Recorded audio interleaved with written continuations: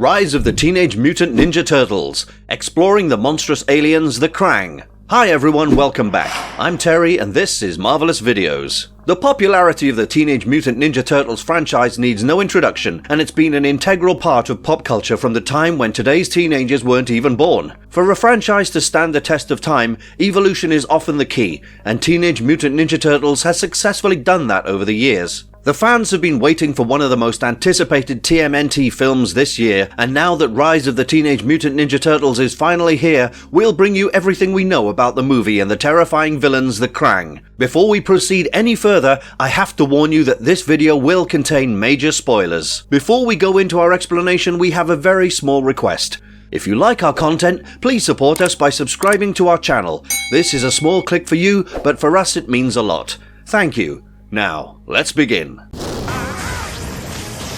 Okay, creep, hand over the stolen thingy. Rise of the Teenage Mutant Ninja Turtles. Plot explained. For those who don't know, this movie is a continuation of the show by the same name that aired on Nickelodeon briefly. It clearly aims to target the fans of that show, and the events of the movie are based on what happens in the show. There are subtle changes to the characters, but the overall continuity doesn't get affected much. The movie starts off in a post-apocalyptic New York City of 2044. The scene makes it evident that the world is in ruins, and the fallen head of the Statue of Liberty is enough for the viewer to figure out that the destruction has been widespread and of an incredible magnitude. Leonardo and Michelangelo are fighting some kind of alien threat in this devastated world, and it looks like the opposition clearly outnumbers and overpowers them. With no hope of a victory, they open a time portal and their longtime ally Casey Jones is instructed to go back in time to put an end to the disaster before it can begin. Casey is given clear orders: find the key and stop the Krang. Stop the Krang. I don't want to lose you. We're now back in present times, and Leonardo is shown fooling around during training time. He's boasting about how high he can stack up pizza boxes on his head while climbing up a building.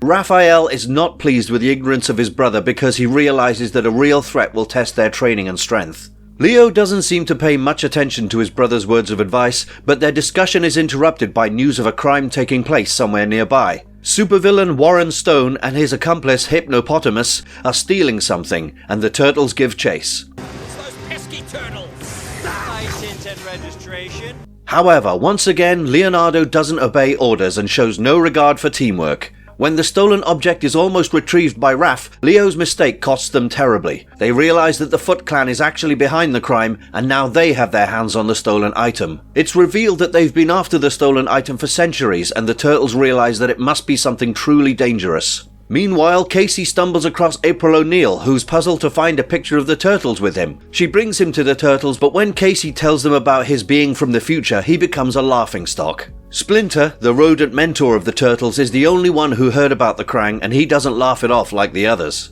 In fact, their worst fears turn out to be true when they find out that the key that Casey has come back to protect is actually the stolen item, and already in the wrong hands. They make a decision to go all out in retrieving and protecting the key at all costs, and it'll require tons of teamwork, something that Leo hasn't mastered yet. They hastily attack the Foot Clan while the latter are busy with their rituals to bring back the Krang, but the attempt is a bit too late. Once again, a non-coordinated move from Leo costs them badly, and the portal is open for the Krang to arrive. Clan to glory! Lord! You, Leo! We see the first glimpse of the terrifying alien creatures with fangs and tentacles, and the blob-like monster proves to be far more powerful than the turtles when they try to attack. The Krang shoots a powerful sonic beam from his mouth, and the turtles are forced back. Krang then summons his brother and sister, who have similar appearances, and they plan to rule over the Earth after thousands of years in captivity. Leo makes a brave attempt and steals the key, but Raph realizes that the turtles need an escape plan. He sends them off in escape pods, and when Leo is cornered, Raph sacrifices his own escape pod for his brother's safety. He's imprisoned by the Krang, and Leo watches helplessly as he shoots off to their den. Luckily, the turtles have the key, but Leo is determined to get his brother back. April and Splinter are charged with the safekeeping of the key, and the others head out to deal with the Krang. Now in captivity, Raph doesn't reveal their hideout in spite of his torture, but the Krang pushes one of his tentacles into his brain and gets the information anyway.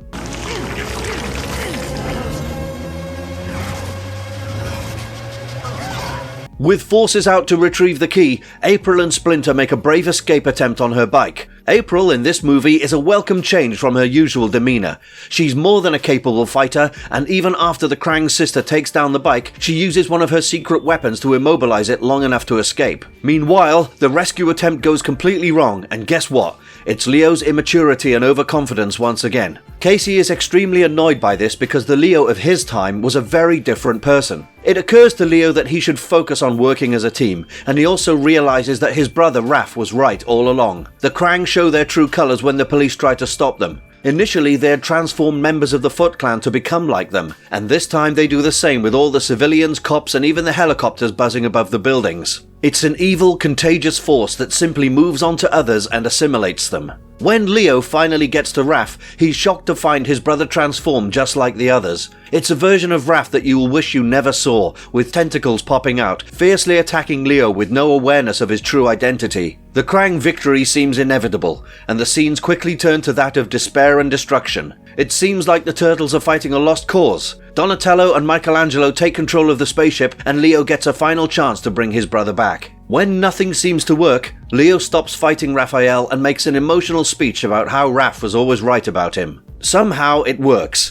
and Raph regains his consciousness from his mutated state. What follows is pretty conventional and, may we say, even confusing at times. Yes, the bad guys are sent back to their realm, and Leo and Raph save the day. To better explain the climactic moments, we bring you the next segment where we break down the ending for you.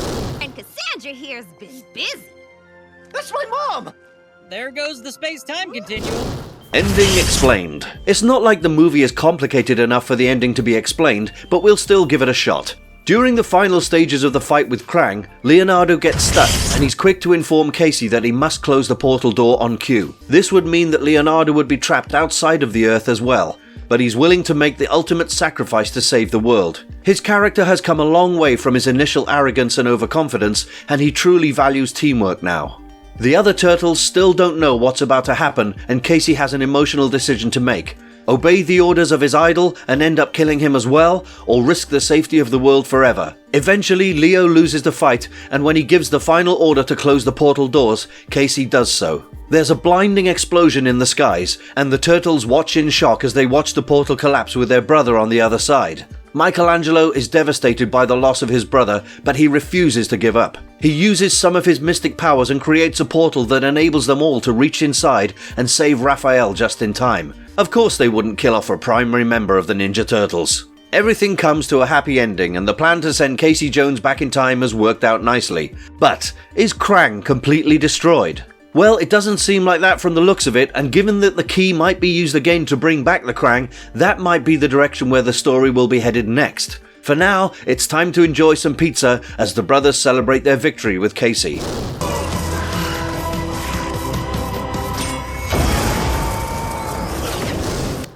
All about the Krang, robotic aliens with tentacles. Krang has been highlighted in this movie, but not for the first time. He's been a part of the franchise as one of the primary antagonists for a long time now, and even back in the 1987 animated series, he showed glimpses of his incredible psychic powers. Again, in the 2012 series, the narrative explored his ability to lead a group of creatures as the Hive Mind, and he was called Krang Prime. The immediate predecessor of this movie, The Rise of the TMNT show, portrayed Krang as a deadly alien species. They landed on Earth thousands of years ago, and they brought a mutagen called Empyrean, which helped in the creation of the yokai race. In feudal Japan, the Krang gifted the leader of the Foot Clan with some kind of dark armor, and this helped him defeat all their enemies. It also possessed him in a way, and transformed him into the evil Shredder who fought the Turtles on countless occasions during the show. In the season finale, Shredder unearthed Krang's remains, and it was evident that he'd have a major role in the movie. After Casey goes back in time and meets the Turtles, they have a hard time believing his story. However, Splinter seems to recall something about the Krang. They're known to be extremely powerful and barbaric creatures that are worshipped by the Foot Clan. It's believed that they have some extraterrestrial origin, and these ruthless creatures have only one goal: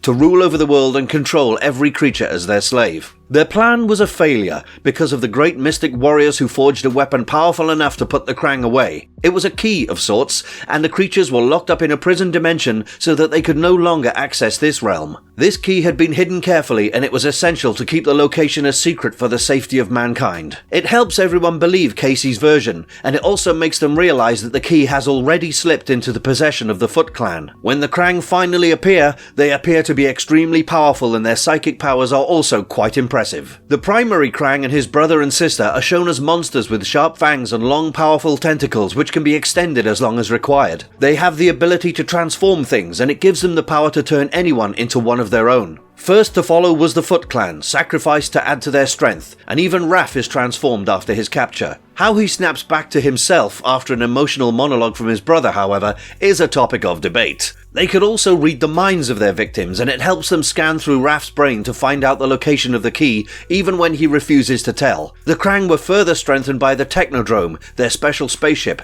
and it took a heroic effort to put them back in the prison dimension.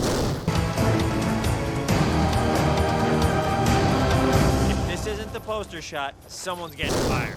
Marvelous verdict. Nothing more than a really special extended episode. When we watch a TMNT movie, the expectations are sky high because the standards have created a legacy to follow. However, Rise of the Teenage Mutant Ninja Turtles is a hit and miss in this regard. There are some good bits, but they quickly get overshadowed by too many flaws. For starters, the story is not really something that the fans haven't seen in all these years.